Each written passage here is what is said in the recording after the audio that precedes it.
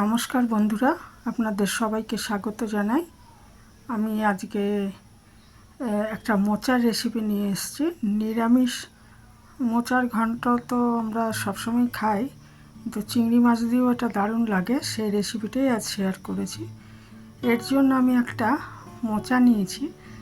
এটা বিচি কলার মোচা, অনেক বড়, তাই এর অর্ধেকটা আমি ব্যবহার করব আজকে। তো কাঁটাটা আর দেখালাম না, খোসা ছাড়িয়ে কাঁটাটা আমি অন্য একটা ভিডিওতে দেখিয়েছি, সেটা আমি চেষ্টা করব ডেসক্রিপশন বক্সে দিয়ে দিতে। তো সেখান থেকেও দেখতে পারবেন যারা কাটতে জানেন না। বেশিরভাগই জানেন, আর আজকাল অনেক সময় কেটেও দেয়।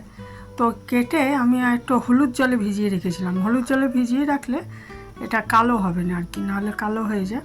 তারপরে একটা প্রেসার কুকারে নিয়ে নিয়েছি, আর একটু 1 গ্লাস মতো জল দিয়ে দেবো এর মধ্যে। আর আমি কিছুটা ছোলা ভিজিয়ে রেখেছিলাম, সেই ছোলা আমি দিয়ে দিচ্ছি। এর মধ্যে একটু 1/2 চামচ মতো নুন দিয়ে দিচ্ছি, দিয়ে 1 গ্লাস জল দিয়ে দিচ্ছি। দিয়ে এটাকে আমি 2টো সিটি দিয়ে সেদ্ধ করে নেব আগে, তাহলে সুবিধা হবে। কড়াইও সেদ্ধ করা যায়, কিন্তু তাতে সময়টা অনেক বেশি লাগবে, তাই আমি এটা প্রেসার কুকারে 2টো সিটি দিয়ে সেদ্ধ করে নিলাম। তারপরে এটা নিজে থেকে ঠান্ডা হতে দেব। ততক্ষণে আমি বাকি কাজ করে নেব। কিছু চিংড়ি মাছ লাগবে। এর মধ্যে আমি অর্ধেকটা মানে এমনি যে মোচাগুলো পাওয়া যায় সেটা একটারই সমান। তো এখানে আমি কিছু চিংড়ি মাছ ছাড়িয়ে ধুয়ে নুন হলুদ মাখিয়ে রেখেছি। এটাকে আগে হালকা করে ভেজে নেব, আর ততক্ষণ ওই মোচাটা ঠান্ডা করে নিতে হবে। ঠান্ডা করে ঢেলে নিয়েছি, দেখুন এখানে ঢেলে এটা হাত দিয়ে একটু এরকমভাবে যদি আমরা একটু চটকে নিই, তাহলে কি হবে, এটা খেতে ভালো লাগবে। আর জলটা কিন্তু ফেলে দেব। মোচাটা ধোয়ার পর হলুদ জলে ভিজিয়ে রাখার পর যে জলটা, সেটাও কিন্তু ফেলে দিয়েছিলাম। আর সেদ্ধ করে নেওয়ার পর এই যে জলটা, এটাকেও ফেলে দিতে হবে, নাহলে তাহলে আর কষা ভাবটা লাগবে না। এমনিতে এই কলারটা মোচাটা মিষ্টি হয়, তবুও ওটা ফেলে দিতে হবে। তো এরপর একটা কড়াইতে সর্ষের তেল নিয়ে আমি 2টো আলু কেটে রেখেছিলাম, ডুমো ডুমো করে কেটে ধুয়ে রেখেছিলাম, সেটাকে ভালো মতো ভেজে নিচ্ছি। আলু ইচ্ছে করলে নাও দিতে পারেন, তবে দিলে একটু ভালোই হয় খেতে। সেই জন্য আমি 2টো আলু কেটে ভেজে নিচ্ছি। শুধু চিংড়ি মাছ দিয়েও করতে পারেন। দিয়ে দিচ্ছি পরিমাণ মতো নুন, আর কিন্তু নুন দেবো না, এই 2বার নুন দিলাম। আর হলুদ দিয়ে দিচ্ছি। হলুদও এই একবারই দিলাম, আর ব্যবহার করব না। মোচায় খুব বেশি হলুদ দেওয়ার দরকার হয় না। প্রথমে ভিজিয়ে রেখেছিলাম, তাতে কালো ভাবটা চলে গেছে। আর এই আলুর মধ্যে আমি ব্যবহার করলাম হলুদ, আর পরে মশলার সঙ্গে হলুদ দেব না, এই একবারই ব্যবহার করলাম। তারপর আলুটা ভেজে তুলে নেওয়ার পর ওই তেলের মধ্যে আমি দিয়ে দিচ্ছি একটা পেঁয়াজ, বড় পেঁয়াজ কেটে রেখেছিলাম, সেটা ভেজে নিচ্ছি। এটা কিন্তু পেঁয়াজ ছাড়াও করতে পারেন, সেটাও খুব ভালো হয় খেতে। তো আজকে আমি পেঁয়াজ দিয়ে করেছিলাম, তাই সেইটাই দেখাচ্ছি। আমি অনেক সময় পেঁয়াজ ছাড়াও করি, মানে জিরে আদা বাটা দিয়ে শুধু করি, পেঁয়াজ রসুন দিই না। আজকে আমি পেঁয়াজ রসুনও দিয়েছি জিরে আদা বাটার সঙ্গে। আর পেঁয়াজটা দেওয়ার আগে কিন্তু আমি একটু সাদা জিরে আর শুকনো লঙ্কা ফোড়ন দিয়েছি।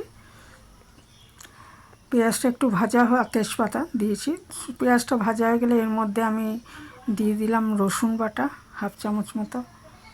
আর এই পেঁয়াজ রসুনটা একটু ভাজা হয়ে গেলে এর মধ্যে 1/2 চামচ আদা বাটাও দেবো। আর দেবো জিরে গুঁড়ো আর ধনে গুঁড়ো। ইচ্ছে করলে জিরে আদা আলাদা বেটেও দিতে পারেন।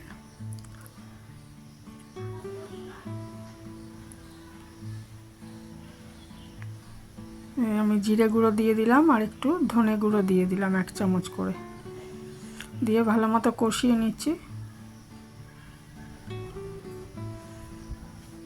পুরো মশলার কাঁচা গন্ধটা চলে গেলে দিয়ে দিলাম একটু লঙ্কার গুঁড়ো। চলে গেলে এর মধ্যে ভাজা আলুগুলো দিয়ে একটু কষিয়ে নেব।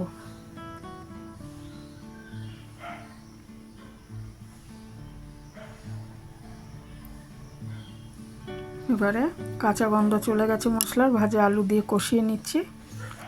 দিয়ে একটু 2-3 মিনিট কষিয়ে নিয়ে এর মধ্যে সেদ্ধ করে রাখা ছোলার যে মোচা সেটা এর মধ্যে দিয়ে দিতে হবে। এর মধ্যে একটু পরিমাণ মতো মিষ্টি দেবেন, কারণ মোচা রান্নায় একটু মিষ্টি না দিলে ভালো লাগবে না, সেই জন্য সামান্যই মিষ্টি দেবেন। আর নিরামিষ মোচা করলে তখন নারকেল কোড়া দিই।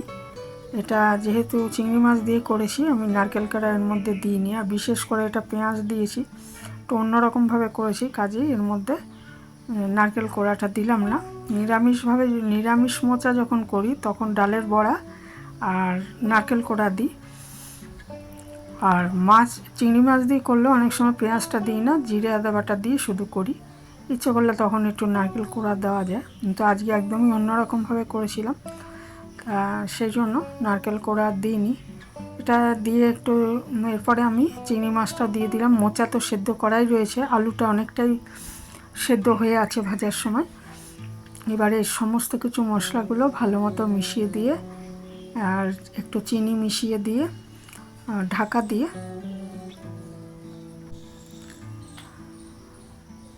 চিনি মিশিয়ে দিচ্ছি আর ঢাকা দিয়ে তারপরে আমি 4-5 মিনিট রান্না করে নেব। ঢাকা দিয়ে রান্না করার ফলে এটা আরেকটু জল ছেড়ে যাবে, তখন ওটা আলুটা সেদ্ধ হয়েছে কিনা দেখে নিয়ে তারপরে একটু ঘি মিশিয়ে দেবেন। এবং যদি জলো ভাবটা তখনও থাকে, দিয়ে দিয়েছি সামান্য 2-3টে কাঁচা লঙ্কা চিড়েও দিয়ে দিয়েছিলাম এর মধ্যে।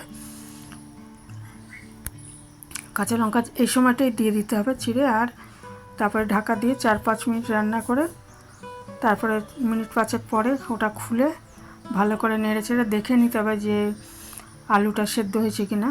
আর চিংড়ি মাছ আর আলু, চিংড়ি মাছ তো সেদ্ধ হয়ে যাবে, ভাজার সময় অনেকটা সেদ্ধ হয়ে আছে। এটা ভালো মতো নেড়ে চেড়ে দিচ্ছি।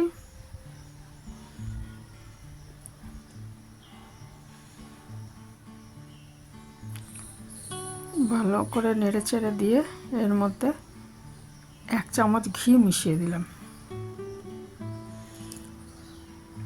আর লাস্টে একটু 2 চামচ মতো আটা বা ময়দা ছড়িয়ে দেবেন, তাহলে এটা কি হবে, জলীয় ভাব একটু থাকলে সেটাও শুকিয়ে যাবে এবং একটা গামাখা ভাব চলে আসবে, খেতেও ভালো লাগবে, দেখতেও ভালো লাগবে।